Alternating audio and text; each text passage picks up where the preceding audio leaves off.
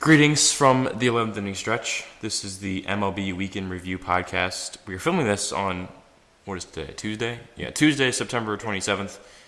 It'll be coming out on September 28th. Alex, we are going to skip the small news because we do have a lot to talk about, not all of it being very happy. We're going to jump right into it. So, on Sunday night, was it Sunday night? Early Sunday morning. Early Sunday morning, that's right. So late Saturday night, early Sunday morning. Jose Fernandez was out boating off the shore of Miami, and he got into a boating accident, and he lost his life. It came as a very, very big shock to the baseball community, to the MLB community, to the sports community, really. Like I said, it's not happy, it's not fun. You don't want to see it, especially somebody being so young and such a great talent, and by all means such a great person. Alex, I want to get your initial thoughts on Jose Fernandez and just sort of the whole situation that's been developing with him.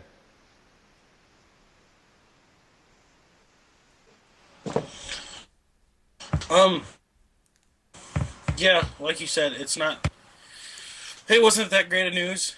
I actually was asleep, and you had texted me and told me about it, and I thought that you were kind of kidding around, like he had gotten drilled with a pitch, or he had gotten hit with like a ball back at him, and you were saying, "Wow, he's dead." Like he got hit really hard, and I kind of looked on my phone and saw that he had actually passed away due to a boating accident, and it's crazy to think about because. Uh, I watched the last bit of the Marlins game last night because it was on national television, and I kept waiting for him just to see him in the dugout, just to see that whatever everybody's been calling his movie star smile, and honestly, when I was watching that game and he wasn't there, I kept thinking back to that Brave series when he got thrown at Yeah. twice. Um, you know, uh, he definitely played baseball the way it should have been played. He had fun playing, and he played hard, and like I said, had fun doing it. And it's definitely a shame now, because the Cardinals do play the Marlins, and it's definitely a shame knowing now that we'll never know the kind of career he could have. We won't know.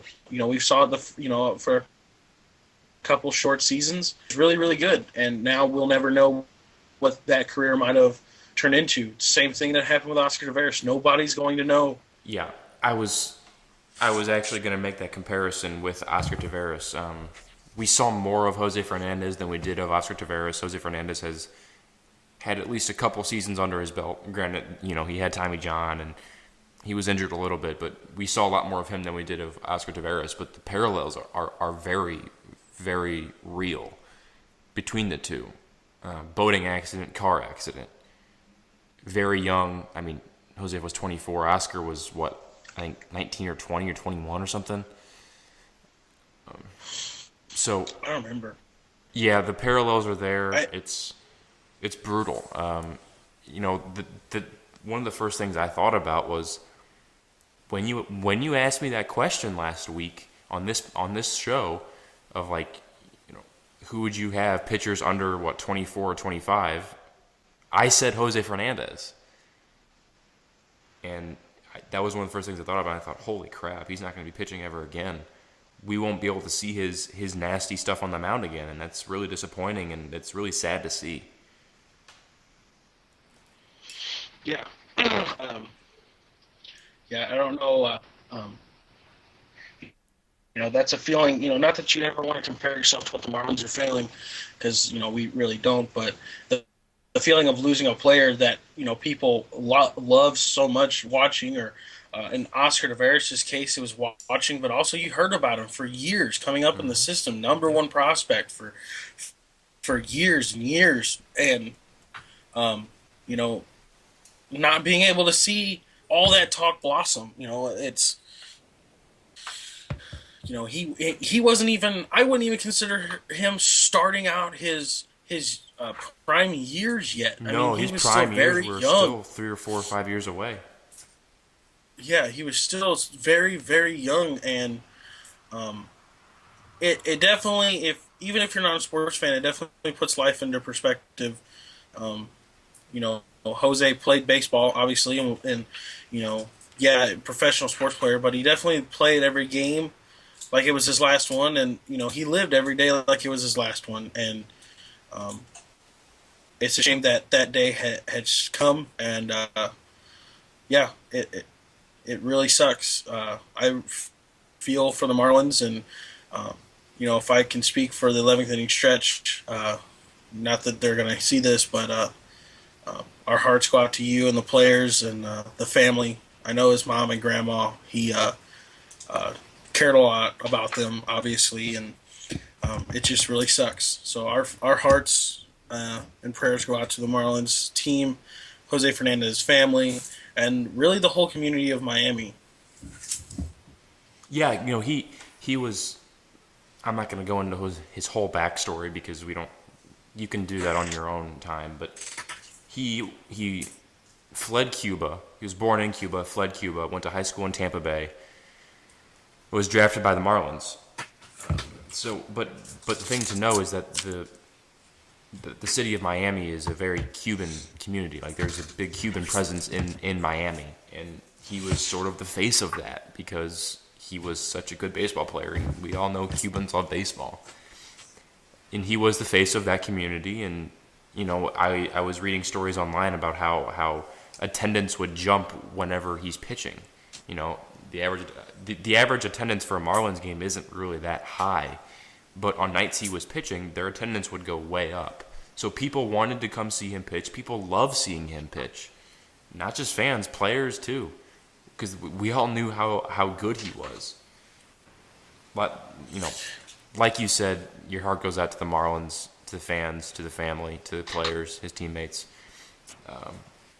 And even Aledmus Diaz of the Cardinals. They actually grew up together and they play on the same Little League team over in Cuba. So, your heart just goes out to the And whole baseball community.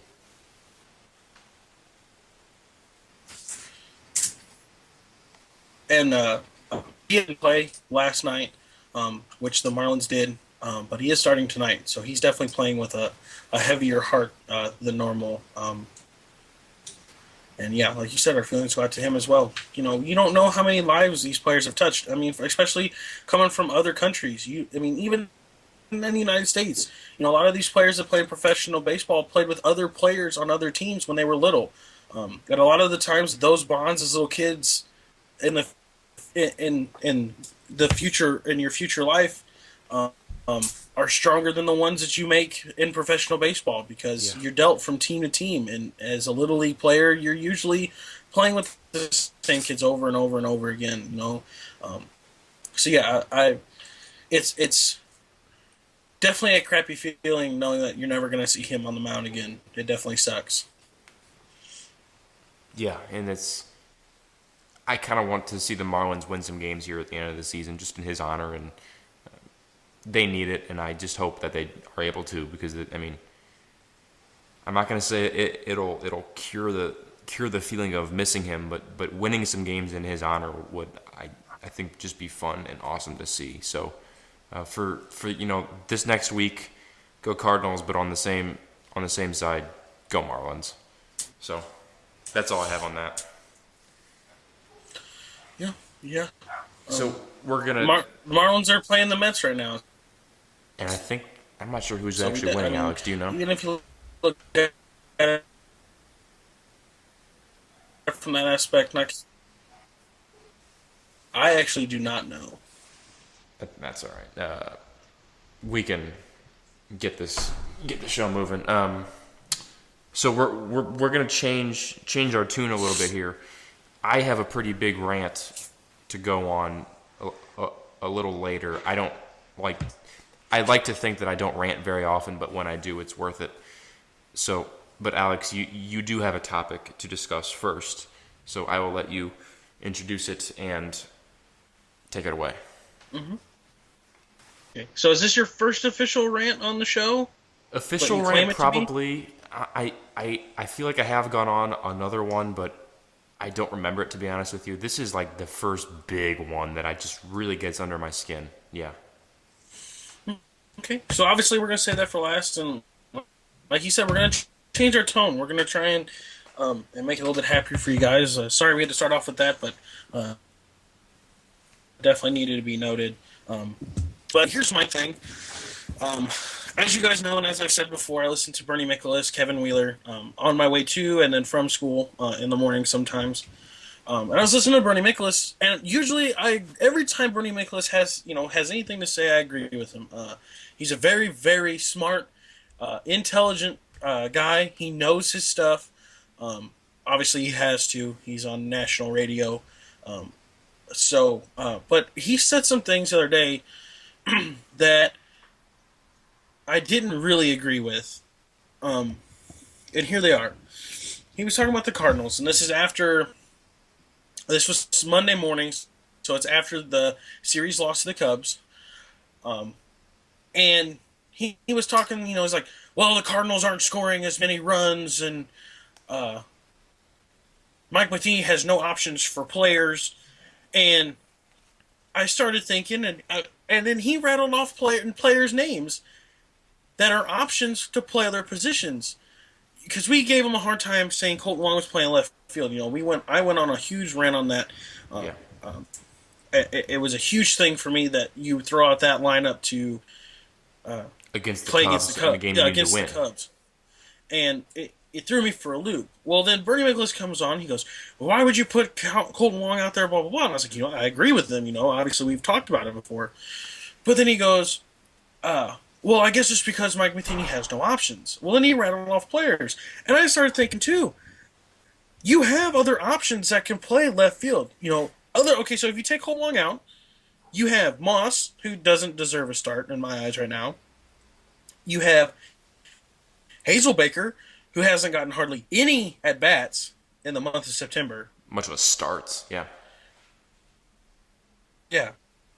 You have Tommy Pham, who's gotten hardly no at bats in September, and you also have Martinez, the guy that they called up. I don't remember his first name, but you also have him. So you have four other outfielders that can start in that position, and two of them have gone basically unnoticed all of September. Yeah. And so I started thinking, I was like, would he have said any of this had the Cardinals put, one of them out there in left field saying that he has no options? Because look, okay, if you look at it, even the infield has options. You have Matt Adams. Isn't You have Matt Carpenter can play. You have Jed Jerko that can play. You have Aledmus Diaz. You have Greg Garcia. You have all these infielders that can play these positions, and you're going to tell me that there's no other options for these players? And I think that he was talking straight out of his butt on this subject. And here's the thing that sort of irritates me about this too. It's September, right? September has expanded rosters. Isn't the point so to say that there's no options in the month of September when you have a bench that has 10 guys on it, it seems like, I feel like is being a little bit disingenuous. Yeah, he has no options, but you just rattled off like five. They may not be very much better than Colton Wong, but I'm failing to see why he shouldn't put him there. So it's the month of September. There are options everywhere with September call-ups. So I feel like it's being a little disingenuous.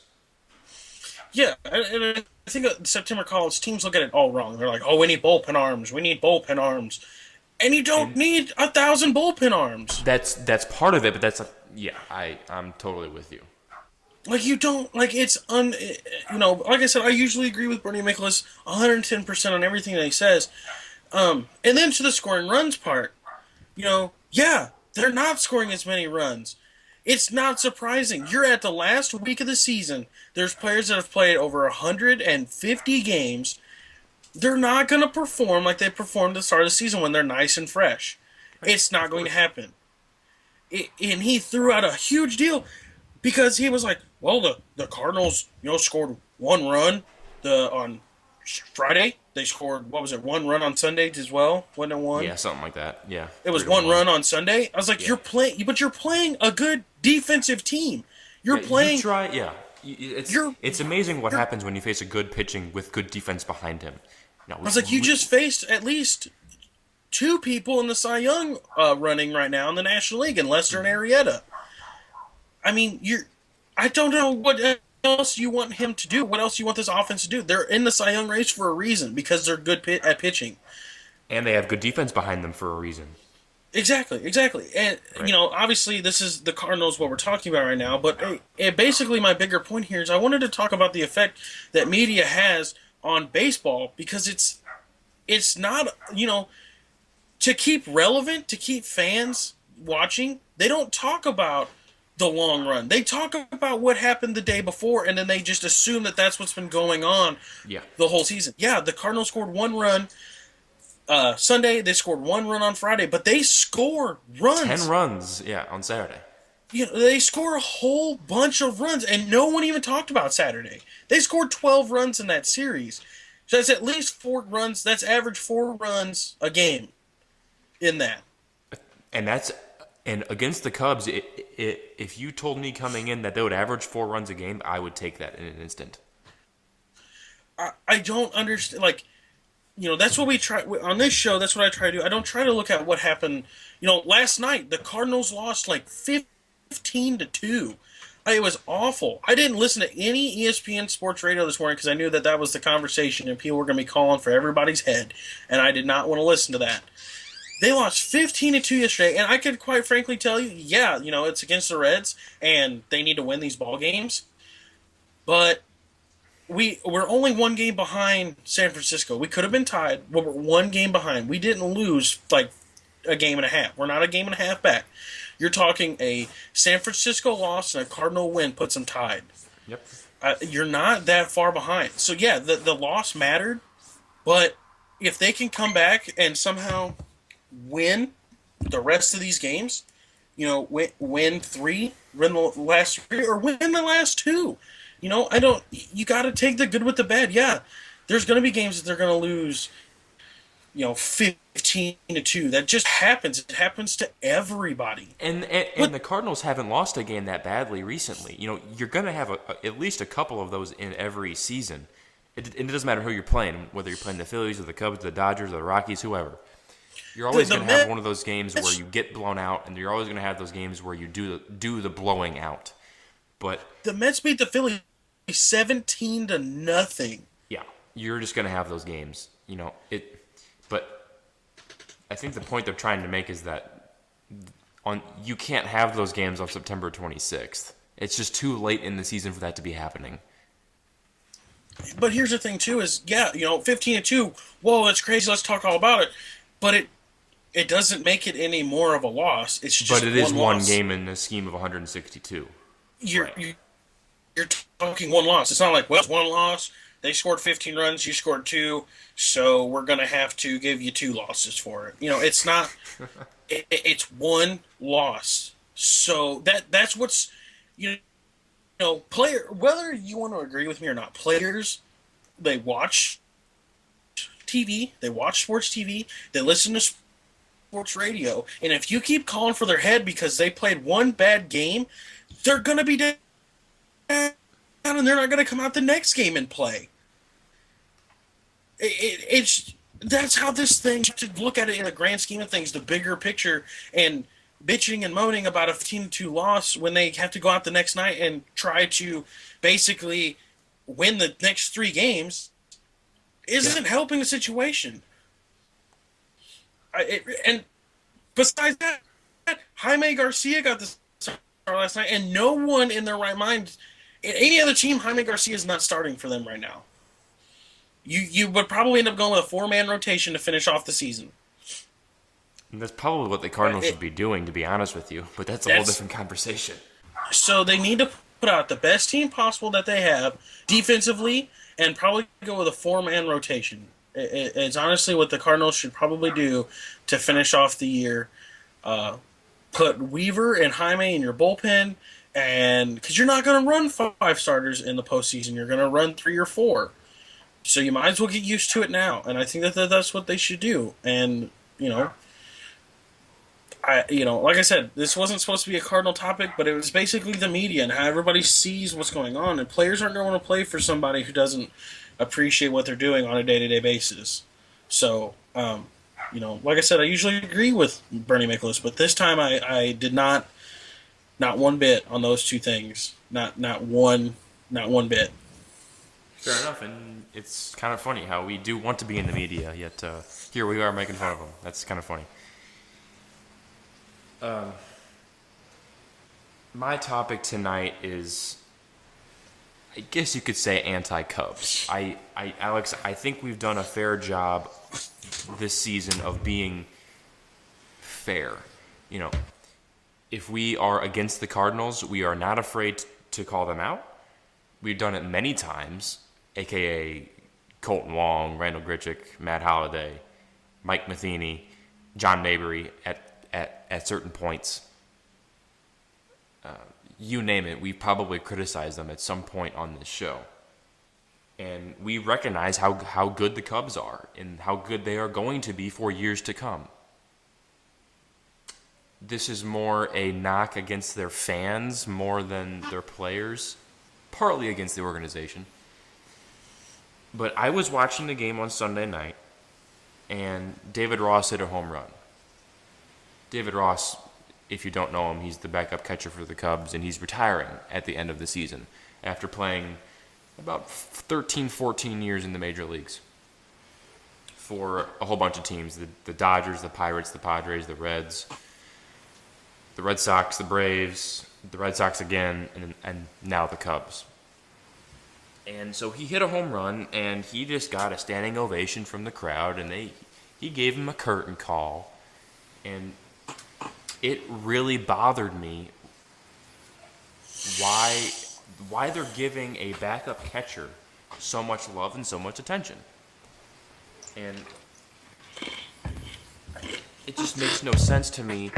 And this has been going on all season, by the way. The David Ross Love Fest has been going on all season. And it just makes no sense to me. So I did a little bit of research, and I'm going to compare David Ross to Mark Teixeira from the Yankees. Both have had the same major league career length. Ross started in 02, Teixeira started in 03. And I'm going to compare the numbers, and I'm going to get to a point here in just a second. So, home runs, probably the most important stat of any offensive category, or, when you judge players, you judge them by home runs and batting average. Home runs. Over a 15-year career, David Ross has 106 home runs and a 229 batting average and a 316 OBP. Over a 14-year career, Mark Teixeira has 408 home runs, a 269 batting average, and a 360 OBP. And David Ross has, I believe, one World Series win with the Red Sox in 03. One World Series in 03, and maybe two with the Cubs this year. Mark Teixeira has one in 09 with the Yankees, and I think that's it. Yeah. So, why aren't we giving Mark Teixeira a big love fest send-off? Just the Cubs fans are just drooling themselves over David Ross, and I'm thinking to myself, this guy's a backup catcher. And by the way, he's John Lester's personal catcher, so he plays twice a week tops. He plays 2 out of 7 times a week tops, and he's a backup catcher. And the Cubs are basically inducting him into the Hall of Fame. It seems like. It just makes no sense to me, and I think it's incredibly self-righteous from the Cubs fans. He's a backup catcher, and my point is, who in the hell cares? He's a backup catcher. And Cubs fans say, oh, he's a great teammate. He's been a great teammate for the 2 seasons we've had him, and he's a great backup catcher. Well, do you know who else is a great teammate and a great backup catcher and, so-and-so? Eric Fryer. You know who else is a great teammate and a backup position player? Greg Garcia. Yet you don't see Cardinals fans, just pouring on all this love to these guys. And I don't like the whole best fans in baseball thing. And I would even argue Cubs fans are better than Cardinals fans because of the losing streak that the Cubs have had for the last 108 years. But my God, at least Cardinal fans don't just induct Jason LaRue or Eric Fryer or Brian Pena into the Hall of Fame. It's just incredible to me that they give David Ross so much love. And he's a great teammate, and that's great. And I'm sure he is a great teammate. But I can name 200 other great teammates in Major League Baseball. And it bothers the hell out of me to see these Cubs fans giving David Ross so much love. Because, well, if you're giving him so much love, you may as well give Mark Teixeira so much love because his numbers are 4 times as better as David Ross's, and he's had the same career. So let's induct Mark Teixeira into the Hall of Fame as well. I mean, that must be the Cubs fans' theories. I don't get it, Alex. I really don't get it. Well, I think that Mark Teixeira has probably. And here's the thing, and I agree with you because we talked about it before. I agree with you. I look at it though from a statistical standpoint. Yes, David Ross has never been, and even if he continued to play, was never going to be a top defender. He's never going to be a top offensive player. He's a great teammate, and that matters to a lot of people, and I understand that. I really do. But you want great teammates in your clubhouse. And let me make that known. Like general managers shape their teams around one, who can play, and two, is he a good clubhouse fit? That was a worry with Johnny Peralta when he came to the Cardinals. He's a good player, but is he going to fit in the clubhouse? I get it. I really do. He's a great teammate, but just please stop. But also, to your point about giving love to Mark Teixeira, the Yankees fans over the years since he's been with them have given him a boatload of appreciation, and that's because he's performed. And it's just, I mean, Mark Teixeira in his prime, or actually even just to a couple years ago, was really, really good. And Yankees fans... And that's my point right there, is that he's really, really good. 408 career home runs is nothing to be joking at. But they are giving him so much love because he's been a good player. And Cubs fans are giving David Ross so much love simply because he's a good teammate. And I'm sorry, but I don't think that warrants you to be giving curtain calls at the end of a season where you've hit 10 home runs. Why? Well, and you also get up ball. Nope. You also kind of have to look at it this way too. You know, Yankees fans expect good players. They are one of those organizations that expect players when they come to arrive and play very well. I mean, you can literally just look at it. You know, Sure. Even Didi Gregorius that they traded for, Yankees fans expected him to come in and play very, very well. And to his credit, he has. Cubs fans, last 100 years, have just been okay, whatever. We signed this guy. Like Alfonso Soriano was probably one of the worst people they ever signed in their life, and they were okay with him being in the lineup. They didn't care because they weren't winning.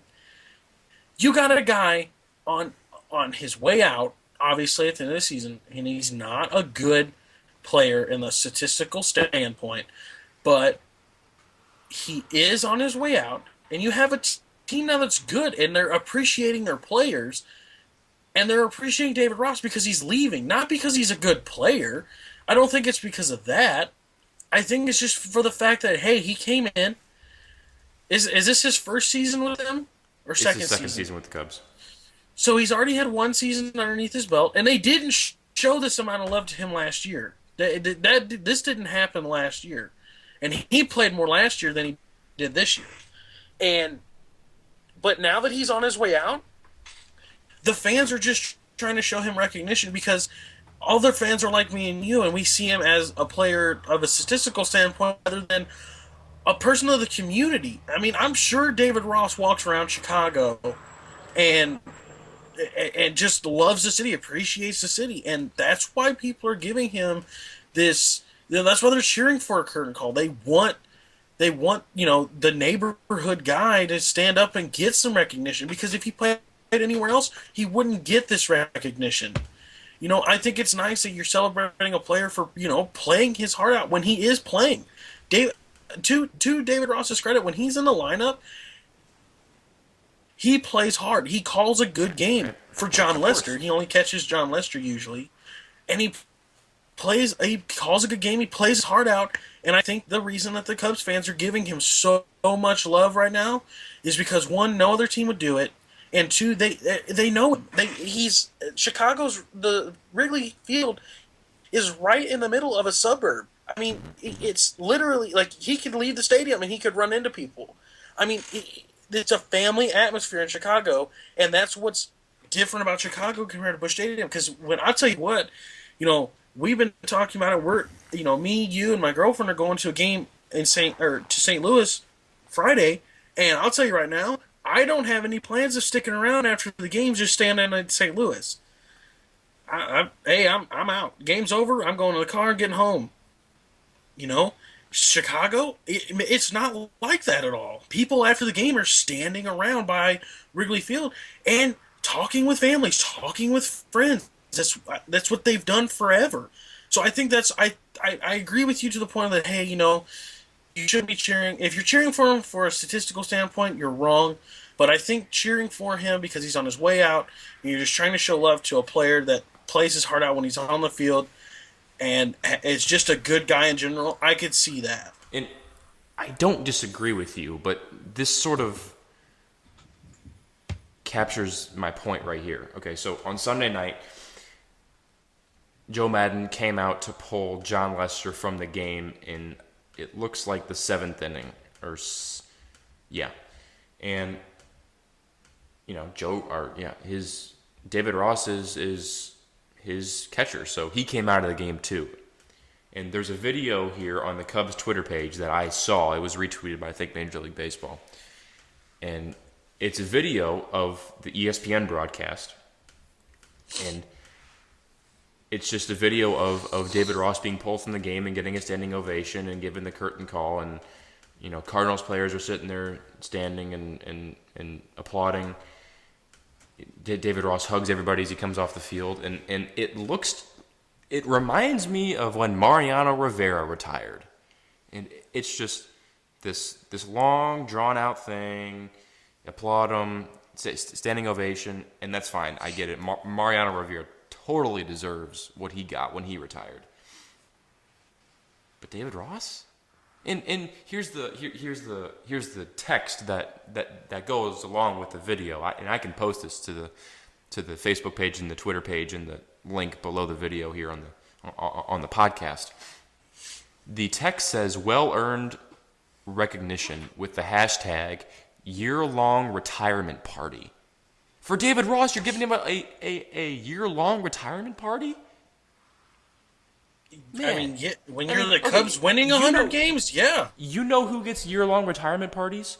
David Ortiz, Derek Jeter, Mariano Rivera, and the like. And even that gets really annoying because I get tired of seeing the Seattle Mariners give this gift to Derek Jeter as he retires. The Texas Rangers give this gift to to David Ortiz as he retires.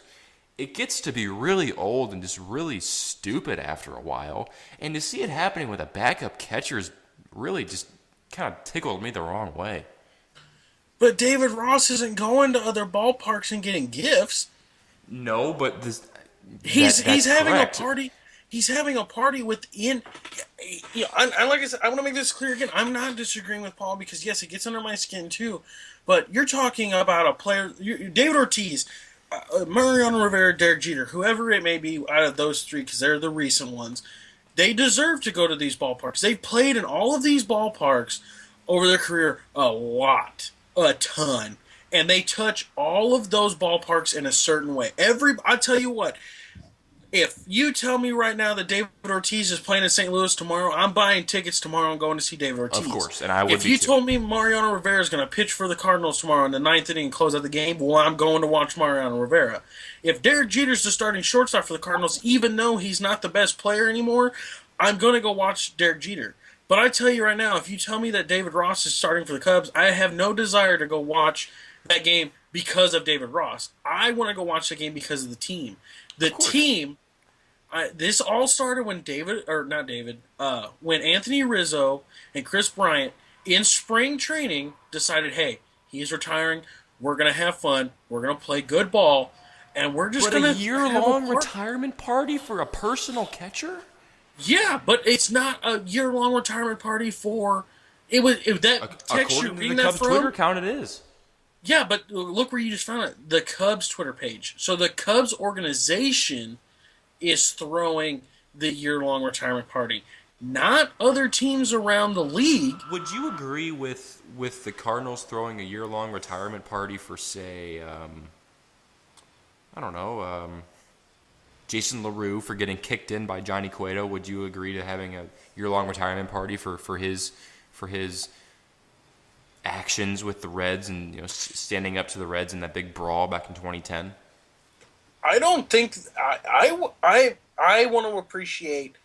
And here it goes back to the Jose Fernandez thing. Jose Fernandez didn't get to finish his career. He never will. No one will show him appreciation at the end of his career. I approve of showing appreciation for every player at the end of their career, I do whether too, but it not for the be entire season. whether I hey, you have 100, you have 162 games, you have 6 months with these guys, and you're done. Yeah, he's probably going to come back around, but you're not going to be playing ball anymore. I tell you what, I wish I would love to play it as near as good as David Ross to get that chance. But yeah, I would show appreciation for anybody who is retiring. I I don't would and I too, but don't not for the know entire season. That's my that thing. but that idea was taken on by the superstar. That wasn't the Cubs nation. It wasn't like the Cubs fans were like, hey, let's throw every time he gets a base Right. hit, let's just cheer super loud. It was, hey, Anthony Rizzo, the star of this team, is wanting to show appreciation for David Ross and what he's done in his career. That was a teammate. So that tells you right there, hey, he's been a good teammate to us. Let's be a good teammate back to him, and let's throw him this party that he deserves just because he played baseball and he gives his heart every time that he plays. And I don't doubt that at all. No, I don't either. I don't. I would. I mean, he's one of the most well-liked guys in the league, and I totally understand that. It's just, to me, it's a little much. I think this just goes back to those unwritten rules of baseball. This comes down to a personal opinion. I understand what your side, Paul, and I'm not I'm not arguing. We're not arguing with each other or whatnot. We just have different views on the celebration. Yeah, there's going to be players that go out that you probably you'll never see celebration or anything like that. The Cubs players are basically trying to give him the best last year of his career so that when he Sure. ends it, when he goes home, he knows it ended on a great note. And I tell you what, that's what it is. It's not because, oh, it's David Ross, got to throw a party. It's, hey, he's got one more year left. We all have several to come.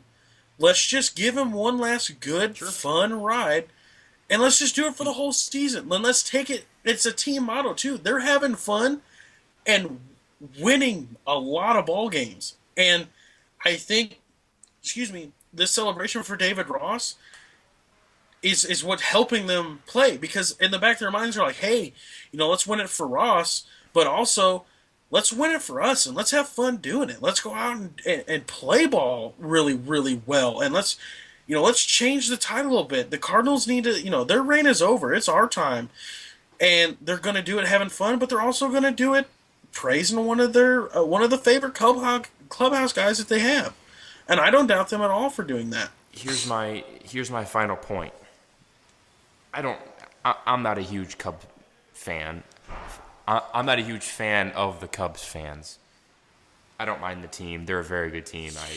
We've talked about that a dozen times on this show.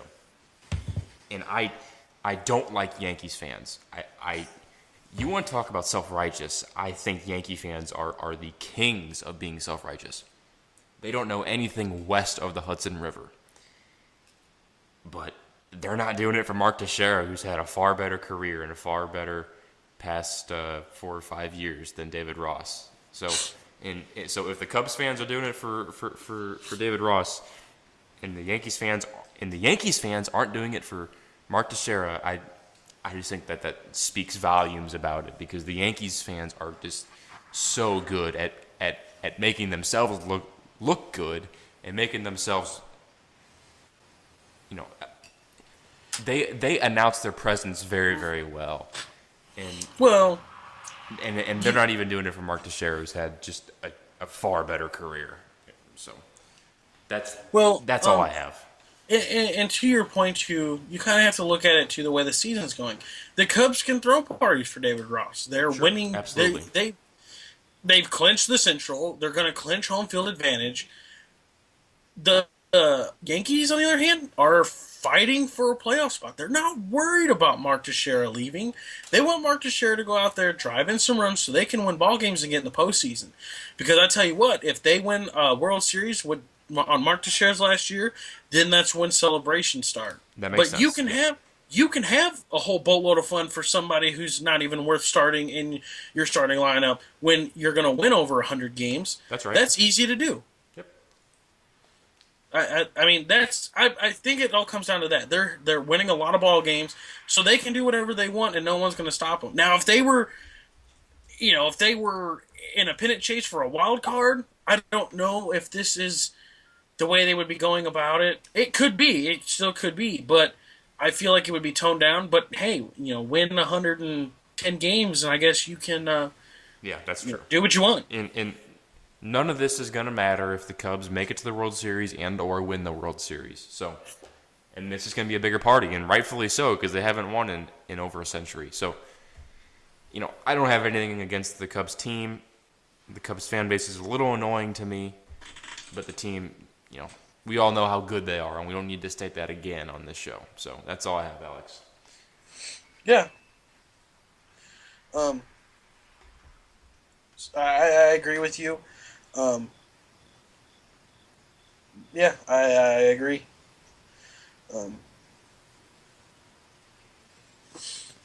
I'm sorry. I've been sidetracked. I'm sorry. Yeah, it's baseball's a funny sport. It definitely comes down to who's winning more ball games, depending on how much fun you can have and how much national attention you're getting. That's another thing. He's getting a lot of national attention because the Cubs are the primetime game right now. Yep. Cubs are playing more on ESPN this year than they have in probably the last 15 years combined, because people, I'll tell you what, if the Cardinals aren't playing, or if a Cardinal game's over, or even if a Cardinal game's on, my other channel I will watch if the Cubs are on ESPN is the Cubs game. They're fun to watch. I'm not taking that away. I've never had problems with Cubs fans before. So I don't, there's always those snotty ones like, oh, we're the best, rah, rah, rah. But for the most part, if you have a nice, humble Cubs fan, they don't mind. And they're okay with talking baseball. So I don't have a problem with the Cubs or the Cubs fans. I've never, since I've been able to acknowledge baseball as a sport, I've never really hated the Cubs. I've hated the Pirates before just because of the way they were going about things. I hate the Yankees fans, just because Well, I'm glad we can agree on that, because they're terrible.